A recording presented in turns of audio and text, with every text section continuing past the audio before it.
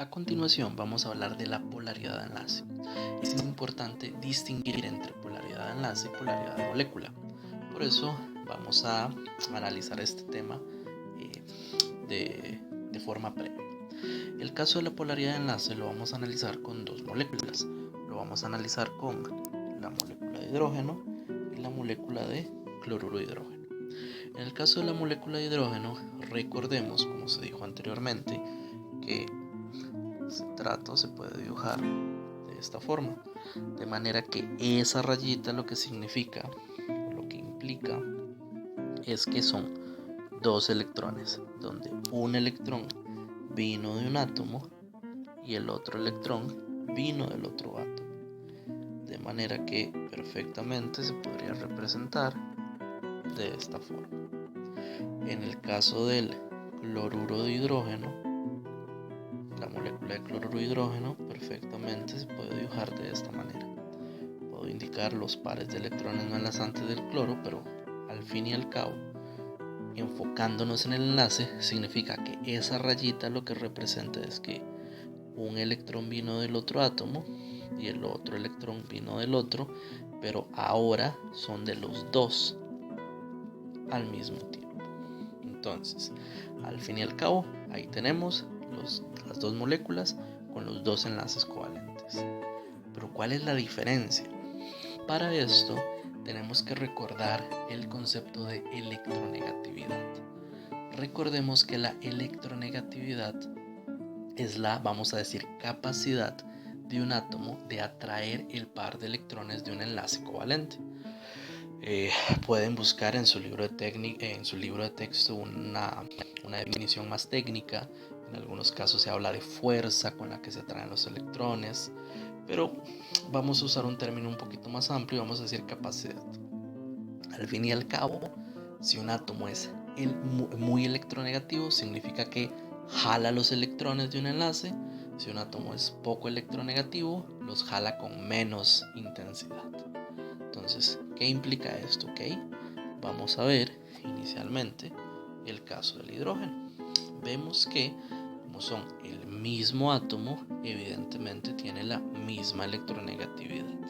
Punto. Significa que no está más cerca del de la izquierda, del hidrógeno de la izquierda o del hidrógeno de la derecha. Están los electrones justo en medio. Recordemos que una molécula es una entidad discreta, es decir, es una sola cosa. Al fin y al cabo, si son dos átomos unidos, una forma de interpretar o modalizar esto es como una sola cosa. Una molécula es un solo objeto, por decirlo así. Vamos a decir nuevamente, es una entidad discreta, donde los electrones están justo en medio. Ahora vamos a ver el caso de la derecha, el caso del cloruro de hidrógeno. En este caso, los dos átomos no son iguales, hay una diferencia de electronegatividad. Si observamos sus posiciones en la tabla, vemos que el cloro está más a la derecha, implica que el cloro es más electronegativo que el hidrógeno. Significa que el cloro jala los electrones con más intensidad. Esto, una analogía que podemos hacer es como en estos juegos en los cuales hay dos equipos, ambos agarran una cuerda, ambos jalan la cuerda en direcciones opuestas y básicamente lo que se quiere ver es cuál equipo es más fuerte, cuál jala más la cuerda y bota al otro equipo. En este caso vamos a decir que el cloro es más fuerte y jala más la cuerda, es decir, básicamente el par de electrones del enlace va a estar un poquito más cerca del cloro, un poquito, ojo, aquí lo voy a exagerar, lo voy a poner aún más cerca, pero vean que no es un enlace iónico. La diferencia de electronegatividad no es tan grande como para que le robe un electrón y se formen cationes y aniones. No es el caso. Hay una diferencia de electronegatividad, por ende los jala un poquito, pero siguen siendo de los dos. Esto haciendo una analogía, siguiendo con las analogías, vamos a decir que en el caso de la izquierda efectivamente es un matrimonio perfecto donde los electrones son de los dos al mismo tiempo. El caso de la derecha es un matrimonio un poquito, digamos, egoísta, en el que uno de los dos pues se deja aún más los electrones que el otro. Ahora, alguien podrá decir, ¿y eso qué? Dice, sigue siendo una molécula, sigue siendo una entidad discreta, de ahí que los electrones estén un poquito más cerca. Recordemos que los electrones tienen una carga negativa. Si están más cerca de un extremo, vamos a decir que ese extremo es un poquito más negativo. Ojo, insisto, como no está robando electrones, no se están haciendo ni cationes ni aniones. Pero en esa entidad discreta que llamamos molécula, vamos a decir que como el cloro tiene los electrones más cerca, vamos a decir que el cloro es un poquitillo más negativo. En términos técnicos, vamos a decir que el cloro tiene una carga parcial negativa. ¿Cómo se representa eso? Se representa con la letra griega delta minúscula, un menos. Ojo, insisto, no es una carga completa, no es un anión, simplemente es una carga parcial negativa. De forma coloquial decimos es un poquillo más negativo. Como el hidrógeno está más alejado de los electrones, vamos a decir que el hidrógeno es un poquitillo positivo.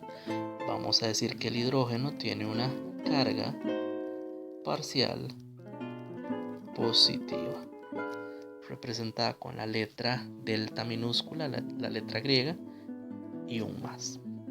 Ahora, de nuevo, recordemos que esto sigue siendo una entidad discreta, sigue siendo un solo objeto. ¿Qué implica eso? Implica que dentro de la misma molécula, una parte de la molécula es un poquitillo positiva y la otra parte de la molécula es un poquitillo negativa. Eso precisamente es lo que se conoce como un dipolo. En ese caso es donde un mismo objeto, una misma entidad, tiene una carga parcial en este caso positiva y una carga parcial negativa. Siguiendo con las analogías, es como un imán. Si ustedes agarran un imán, vean que es un mismo objeto, que ese mismo objeto tiene un polo norte y tiene un polo sur. En este caso es una molécula, una entidad discreta que tiene una parte un poquitillo positiva y una parte un poquillo negativa. Ahora, nosotros lo que tenemos que hacer es entender esto del dipolo, analizar ciertas características y a partir de aquí extrapolarlo a las moléculas y finalmente relacionarlo con las fuerzas intermoleculares.